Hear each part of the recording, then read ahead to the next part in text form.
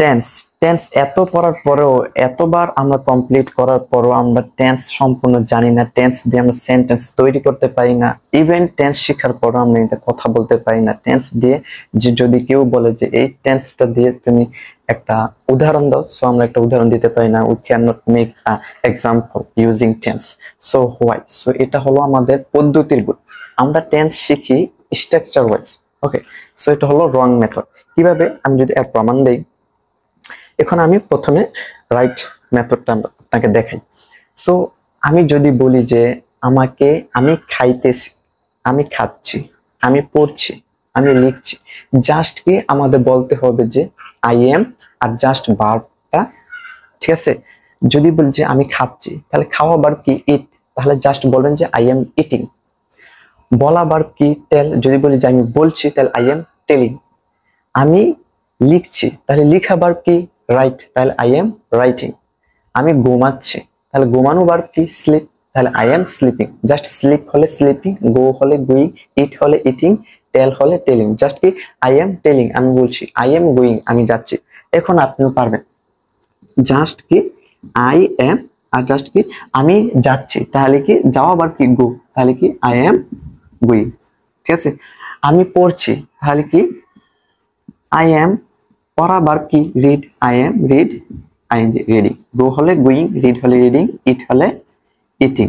আমি খাচ্ছি, আমি ঘুমাচ্ছি। ঠিক আছে? এবার জাস্ট আইএনজি দিয়ে দিলেই হয়। কিন্তু আমরা টেন্স শিখি কিভাবে? আমরা শিখি এভাবে, আমি যেভাবে দেখাইছি, the way I have shown you. So this is very simple and this is understandable way to understand. Okay, so কারণ আমরা যদি এভাবে শিখি যে আমি খাচ্ছি, তাহলে আই এম ইটিং, আমি পড়ছি, আই এম রিডিং, আমি ঘুমাচ্ছি, I am sleeping. In this way, if we learn tense, we will be able to complete properly, otherwise we cannot complete. So এভাবে আমরা শিখলে পারবো। কিন্তু যদি আমরা এভাবে শিখি, আমাদের স্কুল কলেজে কিভাবে শেখানো হয়, প্রেজেন্ট প্রথমে বলবে যে টেন্স এত প্রকার, বলার পর বলবে যে টেন্স, এই যে প্রেজেন্ট কন্টিনিউয়াস টেন্স হলো সাবজেক্ট, ঠিক আছে? সাবজেক্ট প্লাস তারপর হলো এমিজার, এম ইজ আর, এমিজার কি? বি ভার্ব, ঠিক আছে? কি? Be verb. এমিজার হলো বি ভার্ব। বি ভার্ব আরো আছে ওয়াজ, ওয়ার, ঠিক আছে? সো আমরা যেহেতু প্রেজেন্ট কন্টিনিউয়াস টেন্স আমরা তৈরি করতেছি, এর কারণে কি এম ইজ আর পাস্টে হবে কি? ওয়াজ, ওয়ার, ঠিক আছে? ওয়াজ। আর যদি আমরা ফিউচারতে তৈরি করি, তাহলে কি? উইল বি, ঠিক আছে? সো এখন যেহেতু আমরা প্রেজেন্ট কন্টিনিউয়াস টেন্স পড়ছি, তাহলে কি সাবজেক্ট প্লাস এমিজার প্লাস এগুলো হলো বি ভার্ব প্লাস ভার্ব, ঠিক আছে? আমাদের কি ভার্ব হতে? মেইন ভার্ব, ঠিক আছে? মেইন ভার্ব সবাই চিনে নি, বলবে মেইন ভার্ব প্লাস আইএনজি। ভার্বের সাথে আমাদের কি যুক্ত করতে হবে? আইএনজি প্লাস অবজেক্ট এক্সটেনশন যা আছে, যা বল, ঠিক আছে? সো এইভাবে যদি আমরা শিখি সাবজেক্ট প্লাস, সো শিক্ষার্থীরা কি করে? এই স্ট্রাকচারটা মুখস্থ করে। Subject plus am is are, subject plus am is are plus verb plus ING plus object. So if we learn in this way, we can not complete properly, we can not learn, we can not speak. Okay, properly আমরা শিখতে পারবো না, properly আমরা sentence making করতে পারবো না। কারণ আমরা যখন পড়বো যে subject plus am is are plus verb plus angles, আমাদের যদি কেউ বলে যে তুমি প্রেজেন্ট কন্টিনিউয়াস দিয়ে একটা সেন্টেন্স বলো, সো আমরা প্রথমে ভাবি যে প্রেজেন্ট কন্টিনিউয়াস কোনটা? স্ট্রাকচার তো 12টা টেন্সে 12। প্রেজেন্ট কন্টিনিউয়াস হলো সাবজেক্ট প্লাস এমিজার প্লাস ভার্বের সাথে আইএনজি হবে, আইএনজি প্লাস। এখন সাবজেক্ট, সে সাবজেক্ট করবে, সাবজেক্ট প্লাস, তো সাবজেক্ট একটা ধরে আই, মনে I subject plus am is are, am is are, তিনটা কোনটা হবে? আইয়ের সাথে I is, I am. So I am, এরপর খুঁজে বার করে কি আই এম এর পর তারপর কি আই এম, দেখা যাচ্ছে কিনা এগুলো আমি দেখাই।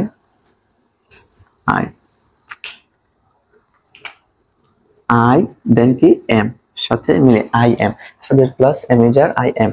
তারপর খোঁজে যে ভার্ব মেইন ভার্ব, আমি ঘুমাচ্ছি, তাহলে মনে করেন যে স্লিপ দিয়ে আই এম, একটা ভার্ব ধরি, ভার্ব মনে করেন নিল যে গো, এই যে গো, আই এম গো। এরপর খোঁজে যে আইএনজি, আই এম গোয়িং, এরপর অবজেক্ট খোঁজে আই এম গোয়িং টু, কি দিলে মিলে I am going to college, গল। সো এভাবে আমরা যদি স্ট্রাকচার ওয়াইজ শিখি, সো ফার্স্ট অফ অল আমাদেরকে we have to think structure, আমাদেরকে স্ট্রাকচার ভাবতে হয়। কোনটা সাবজেক্ট, কোনটা present continuous tense, subject plus am, ওইটা সাবজেক্ট প্লাস ওইটা মনে করি আমরা, we think that structure. So মনে করি, এন্ড দেন মনে করার পর সাবজেক্ট কোনটা দিব, সাবজেক্টের সাথে বি বা কোনটা দিব, এম নাকি ইজ নাকি আর। সো এইভাবে ভাবতে ভাবতে বাবার সাথে আইনি খুঁজতে খুঁজতে 5-6 মিনিট লেগে যায়, 2 মিনিট 3 মিনিট সময় পার হয়ে যায়, কিন্তু আমরা বলতে পারি না, আমরা ভাবি। এইভাবে মাথা লোড হলে তো ভাষা বলা যাবে না। যখন আমরা কারোর সাথে কথা বলবো, আমরা যদি এভাবে আটকে থাকি, আমি যাচ্ছি, তুমি কি তুমি যাচ্ছ, আমি যদি বলি যে আমি যাচ্ছি, আমি যদি বলি যে আমি যাচ্ছি, এটা ইংরেজি কি হবে? সো আপনার জন্য তো আরেকজনের ওয়েট করবে না, বিরক্ত বোধ করবে, ফিল অ্যানয়িং। সো এর জন্য আমাদের কি শিখতে হবে, জাস্ট কি যে স্ট্রাকচার ওয়াইজ না, আমাদের জাস্ট প্র্যাকটিক্যাল শিখতে হবে। আমি যাচ্ছি, আই এম গোয়িং, আমি খাচ্ছি, আই এম ইটিং, জাস্ট কি আই এম বলবেন, এর সাথে কি আই এম। যদি আমি যাচ্ছি তাহলে যাওয়া ইংরেজি কি গো, তাহলে আই এম গোয়িং। তারপর আমি পড়ছি, তাহলে পড়া ইংরেজি কি রিড, তাহলে আই এম রিডিং। আমি মনে করেন যে আমি লিখছি, তাহলে কি লিখা বার কি রাইট, তাহলে আই এম রাইটিং। তারপর আমি সাহায্য করছি, তাহলে সাহায্য বার কি হেল্প, তাহলে আই এম হেল্পিং। জাস্ট কি আই এম সবগুলো একই থাকবে, আই এম আর জাস্ট কি হেল্পিং। গো হলে গোয়িং, হেল্প হলে হেল্পিং, আই এম হেল্পিং আমি সাহায্য করছি, আই এম মেকিং আমি তৈরি করছি, আই এম রিডিং আমি পড়ছি, আই এম রানিং আমি দৌড়াচ্ছি, আই এম ওয়াকিং আমি হাঁটছি। আমাদেরকে এভাবে পড়তে হবে, ঠিক আছে? এভাবে যদি পড়েন, এভাবে আপনি সহজে বুঝে ফেলছেন, ঠিক আছে? সো এভাবে আপনি পড়লে আপনি সহজে শিখতে পারবেন। এখন আমি একটা ভয়েসও আমরা সেভাবে এই উদাহরণ দিয়ে, মানে আমরা এই স্ট্রাকচার ওয়াইজ শিখি ভয়েস কিভাবে, দেখেন আমি প্রমাণ দিই। যদি বলি যে মনে করেন যে আপনাকে পাস্ট ইনডিফিনিট টেন্সের ভয়েস করাচ্ছে, এখন আমি আগে রাইটটা বলি। যদি এভাবে শিখেন আপনি, তাহলে শিখতে পারবেন কিভাবে। আমাকে বলা হয়েছিল, আমার সঙ্গে আমাকে বলা হয়েছিল কাজটি করতে, আমাকে গিফটটা দেওয়া হয়েছিল, আমাকে জানানো হয়েছিল যে তুমি যাও, আমাকে বলা হয়েছিল, আমাকে জানানো হয়েছিল, আমাকে দেওয়া হয়েছিল, আমাকে জিজ্ঞাসা করা হয়েছিল। এগুলো আমরা জাস্ট বলবো কি আই ওয়াজ। এটাতে জাস্ট বলতে হবে কি আই ওয়াজ আমাকে বলা হয়েছিল, তাহলে বলা ভার্ব কি টেল, আই ওয়াজ। এখন ভার্বের থ্রি বলছে, পেসিভ মানে কি ভার্ব থ্রি, যত ভার্ব আছে পেসিভে আপনি ভার্ব সব ভার্ব থ্রি, ঠিক আছে?